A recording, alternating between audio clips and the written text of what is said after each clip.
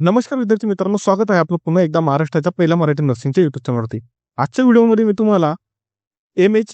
Nursing CET 2026 कोणत्या तारखेपासून अर्ज सुरू होणार आहे या संबंधीची माहिती तुम्हाला देणार आहे. विद्यार्थी मित्रांनो, खूप विद्यार्थी संभ्रमात आहे की CETची आता म्हणजे जे ॲप्लिकेशन फॉर्म आहे ती सुरू झालेला आहे. तर तोच तुमचा संभ्रम दूर करण्यासाठी आजचा व्हिडिओ राहणार आहे.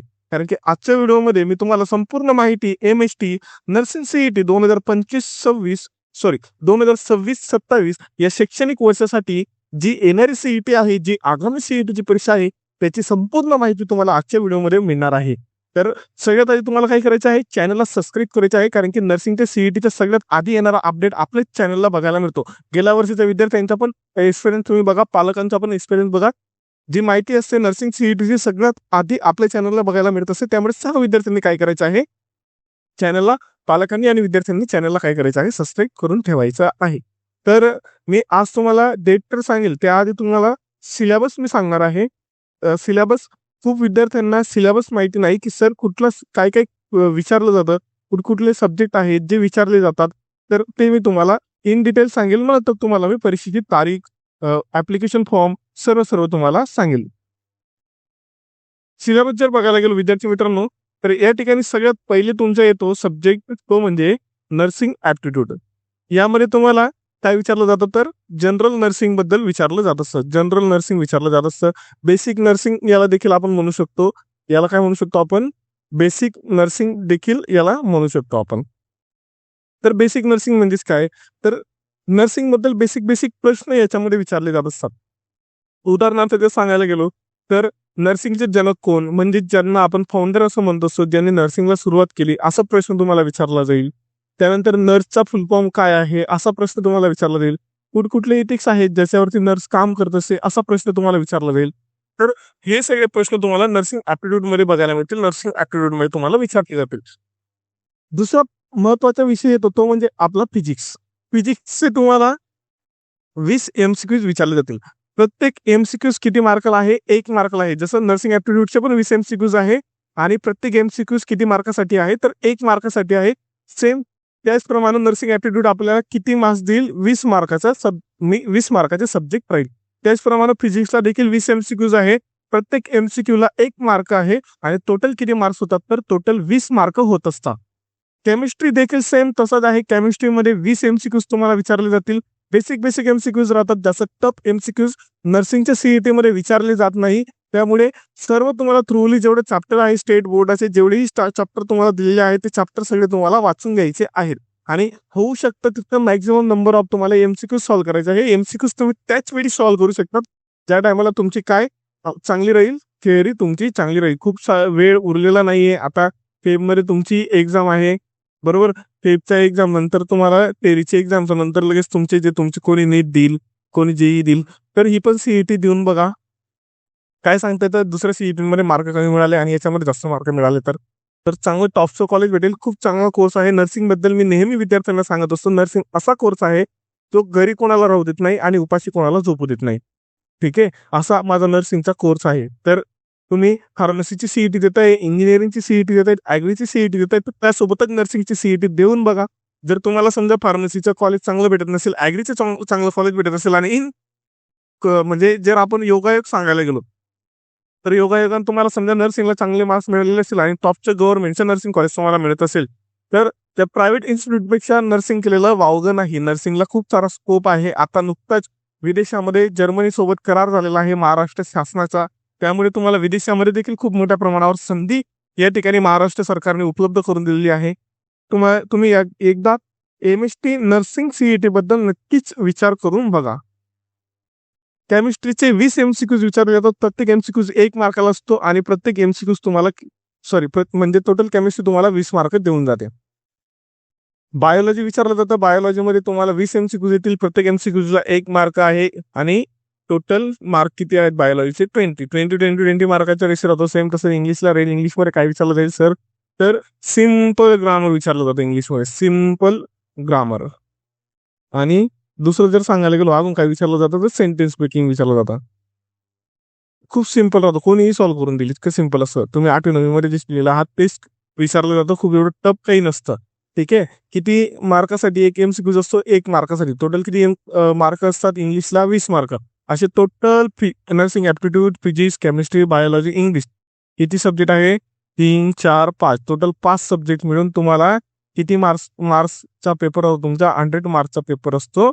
आणि किती मिनिटं तुम्हाला वेळ दिला जातो? तर 90 मिनिटं तुम्हाला वेळ हा दिला जात असतो. ठीक आहे विद्यार्थी मित्रांनो, टोटल 100 MCQ 100 मार्कासाठी वेळ किती? 90 मिनिटं. सीबीटी म्हणजेच काय? Computer based test. Computer based test तुमची असते, म्हणजेच काय? तुमची जी एक्झाम होणार आहे ते एक्झाम कशावर होईल? कम्प्युटरवर होईल. एक्झाम कशावर घेतली जाईल? कम्प्युटरवर घेतली जाईल. कम्प्युटरवर घेतली जाईल. आणि तुम्हाला काय विचारले जातील? जे MCQs आहेत ते MCQs कम्प्युटरवरती विचारले जातील. अशा पद्धतीने तुमचं सिलेबस राहील. अशा पद्धतीने तुमची परीक्षा राहील. पुढे आपण बघूया नर्सिंग ॲप्टिट्यूड बद्दल. थोडंसं मी तुम्हाला नर्सिंग ॲप्टिट्यूड बद्दल सांगतो. तर नर्सिंग ॲप्टिट्यूड मध्ये काय असतं? क्लिनिकल रिझनिंग अँड इंटरप्रिटेशन असतं. आता मी एक विषय सांगतो. इंग्लिश सगळ्यांना माहिती आहे, बायोलॉजी सगळ्यांना माहिती आहे, बरोबर. त्याचप्रमाणे फिजिक्स सगळ्यांना माहिती आहे, केमिस्ट्री सगळ्यांना माहिती आहे. पण हा जो नर्सिंग ॲप्टिट्यूड आहे, हा नर्सिंग ॲप्टिट्यूड कोणालाच माहीत नसतो. त्यामुळे नर्सिंग ॲप्टिट्यूड बद्दल माहिती देण्यासाठी मी थोडंसं इन ब्रीफ तुम्हाला सांगणार आहे, माहिती देण्याचा प्रयत्न करणार आहे. ठीक आहे. तर क्लिनिकल रिझनिंग आणि इंटरप्रिटेशन. क्लिनिकल रिझनिंग मध्ये तुम्हाला अंडरस्टँड बेसिक पेशंट सिनारिओ, म्हणजे पेशंटचा सिनारिओ तुम्हाला समजून घ्यायचा असतो पेशंटचा, आणि त्याच्यानुसार तुम्हाला MCQ देतात, ते तुम्हाला सॉल्व्ह करायचे असतात, बरोबर. पुढे येतं न्यूमेरिकल ॲप्टिट्यूड. न्यूमेरिकल ॲप्टिट्यूड म्हणजेच काय? मेडिकेशन कॅल्क्युलेशन असतं. त्याच्यामध्ये एक्झाम्पल जर सांगायला गेलो, 10% ऑफ 80, म्हणजे 80 मिलीग्रॅमचे 10% मेडिसिन किती होतं? बेसिक राहतं. खूप तुम्ही जर एक लेक्चर बघितलं, हाऊ टू कॅल्क्युलेट मेडिकेशन, फक्त मोजून 5 ते 6 मिनिटाचे लेक्चर असेल, मग कुठल्याही युट्यूब चॅनलवरती तुम्हाला इझिली बघायला मिळेल. ते तो बघितलं की तुम्हाला मेडिकेशन कॅल्क्युलेशन कसं करतात. जर समजा तुम्ही नीटची तयारी करत असणार, तर पुढे तुम्ही डॉक्टर बनणार, तर तुम्हाला ते आता अभ्यास केलेला भविष्यामध्ये तुम्हाला नक्कीच कामात पडेल. कुठलाही अभ्यास तुम्ही करत असतो माझ्या राजांनो, विद्यार्थी मित्रांनो, तर तो वाया जात नसतो. तो भविष्यात कधी ना कधी उपयोगामध्ये येत असतो. ठीक आहे. तर अशा पद्धतीने तुम्हाला न्यूमेरिकल ॲप्टिट्यूड विचारलं जाईल, ज्यामध्ये तुम्हाला मेडिकेशन कॅल्क्युलेशन राहील, जनरल नॉलेज अवेअरनेस राहील, जसं की हेल्थ रिलेटेड फॅक्ट्स, व्हिटॅमिन डिफिशियन्सीमुळे काय होतं, nursing history, national nurse day कधी असतो, हे असे कॉमन क्वेश्चन तुम्हाला नर्सिंग ॲप्टिट्यूडमध्ये विचारले जातात. नंतर नर्सिंग फंडामेंटल, ज्यामध्ये नर्सेसचे रोल असतील, इथिक्स असतील, इथिक्स म्हणजेच काय? लॉज असतील, इंट्रोडक्शन टू द नर्सिंग असं तुम्हाला विचारलं जाईल. इथिक्स म्हणजेच काय? नर्सिंगमध्ये काही काही लॉज आहेत, रूल्स ज्यांना आम्ही म्हणतो, आणि तुमच्या मराठी भाषेमध्ये, म्हणजे आपल्या मराठी भाषेमध्ये सांगायला जर गेलो, याला नियम म्हटलं जात असतं. ठीक आहे. तर असं तुम्हाला हे नर्सिंग ॲप्टिट्यूडचं तुमचं काय राहील? नर्सिंग ॲप्टिट्यूडचं तुमचं सिलेबस राहील. समजलं? पुढे अर्ज तुमचा कसा राहील? ऑनलाईन पद्धतीनं राहील. अर्ज कसा राहील? ऑनलाईन पद्धतीनं राहील. आणि अर्जाची दिनांक काय असेल? जानेवारी महिन्याचा शेवटचा आठवडा, म्हणजे काय? एंडिंग ऑफ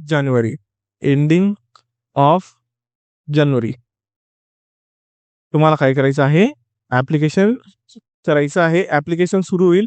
जे ॲप्लिकेशन जेव्हाही सुरू झालं, तर ॲप्लिकेशन संबंधीची मी तुम्हाला डिटेल माहिती आपल्या चॅनलला देईल. त्याच्यासाठी तुम्हाला काय करायचं आहे? चॅनलला सबस्क्राईब करून ठेवायचं आहे. सगळ्यांना माझं कळकळून विनंती आहे, चॅनलला सबस्क्राईब करा. आणि सगळ्यात महत्त्वाचं जर सांगायचं म्हटलं, तर मी डिस्क्रिप्शनमध्ये तुम्हाला व्हॉट्सअप चॅनलचा जो ग्रुप आहे, त्या व्हॉट्सअप चॅनलच्या ग्रुपची मी तुम्हाला लिंक दिलेली आहे, ज्यामध्ये तुम्हाला जेही अपडेट्स येतील, ते अपडेट्स तुम्हाला सगळ्यात आधी त्याच्यावरती बघायला मिळतील. तर सगळ्यात आधी तुम्हाला काय करायचं आहे? चॅनलला सबस्क्राईब करायचं आहे. आणि दुसरी स्टेप काय करायची आहे? सर्व विद्यार्थ्यांना व्हॉट्सअप ग्रुपला जॉईन करून घ्यायचं आहे. डिस्क्रिप्शनमध्ये मी लिंक दिलेली आहे. तर अशा पद्धतीने तुम्हाला मी सांगितलं परीक्षा कधी होणार आहे. ऑनलाईन पद्धतीनं परीक्षा होणार आहे. सीबीटी मोडनं ऑनलाईन परीक्षा होणार आहे. जानेवारीच्या आठवड्यामध्ये तुमचे ॲप्लिकेशन सुरू होणार आहेत. जानेवारीच्या मध्ये तुमचे ॲप्लिकेशन, लास्ट वीकमध्ये तुमचे ॲप्लिकेशन सुरू होणार आहेत. आणि जेही नवीन अपडेट येतील नर्सिंग CET बद्दल, ते मी तुम्हाला आपल्या चॅनलला लवकरच नर्सिंग CETचे अपडेट लवकरच तुम्हाला पोहोचवण्याचा प्रयत्न करेल. त्यासाठी तुम्हाला काय करायचं आहे? व्हॉट्सअप ग्रुप सर्वांना जॉईन करून घ्यायचं आहे. आणि टेलिग्राम देखील तुम्हाला जॉईन करून घ्यायचं आहे. डिस्क्रिप्शनमध्ये मी दोघांची लिंक तुम्हाला देत आहे. ठीक आहे विद्यार्थी मित्रांनो, टिल देन टेक केअर. काळजी घ्या, अभ्यास करा, अभ्यास करत राहा. त्याचबरोबर तुमच्या सोबतीला तुमचं आरोग्याची देखील तुम्ही काळजी घ्या, कारण की परीक्षेच्या वेळेला कुठल्याही आजारपणानं तुम्ही वेढले जाऊ नये. म्हणून तुम्हाला सांगतोय, तब्येतीची काळजी घ्या, व्यवस्थित अभ्यास करा, मन लावून अभ्यास करा. मोजून फक्त 2 महिन्याचा कालावधी आहे. 2 महिन्याचा कालावधी 12वीचं वर्ष आयुष्याचा टर्निंग पॉईंट म्हणून ओळखलं जात असतं. तर हा टर्निंग पॉईंट कसा टर्न करायचा हे तुमच्यावरती आहे. ठीक आहे. तर अभ्यासाकडे लक्ष द्या, नीट अभ्यास करा. काही अडचण असेल, काही समस्या असेल कमेंट करा. WhatsAppचा ग्रुप आहे. WhatsAppच्या ग्रुपमध्ये ॲडमिन जो आहे तो माझाच नंबर आहे. त्याच्यावर तुम्ही मला मेसेज करा, समस्या विचारा, डाऊट विचारा. मी नक्कीच तुमच्या समस्या क्लिअर करायचा प्रयत्न करेल. नाहीतर कमेंटमध्ये विचारा. कमेंटमध्ये कधीही मी कोणाचं असं आजपर्यंत असं झालेलं नाही की कोणाचंच कमेंटला मी रिप्लाय दिला नसेल. असं कधीच झालेलं नाही. तुम्ही कमेंट करा. कमेंटमध्ये तुमच्या समस्या विचारा. मी नक्कीच सोडवायचा प्रयत्न करेल. Till then take care.